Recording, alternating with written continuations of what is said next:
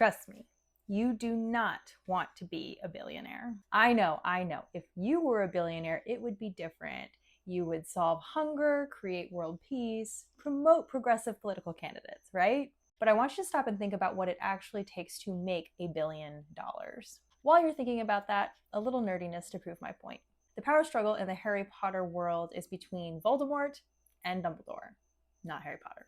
And arguably, if the fight had only come down to magical might and longevity, Voldemort would have won. You'll recall, Dumbledore did not overpower or outlast Voldemort.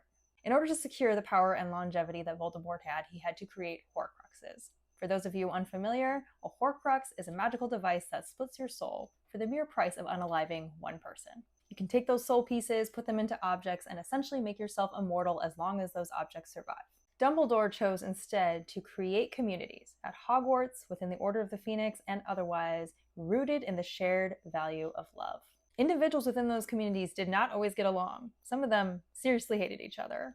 But what they all agreed on, even Severus Snape, is that love was more powerful and more valuable than magical might. It is ultimately the sacrificial love of many, culminating in the final showdown between Harry and Voldemort that is Voldemort's undoing. In our iteration of the multiverse, you cannot make $1 billion without creating some Horcruxes along the way.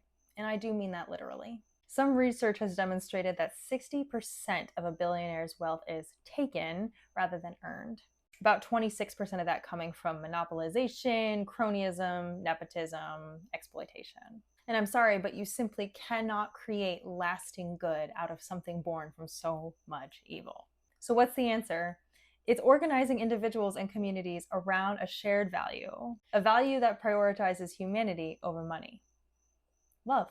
So no, you don't want to be a billionaire because you don't want to make any Horcruxes. You do want to create families, communities, and hopefully a country rooted in love. End lecture.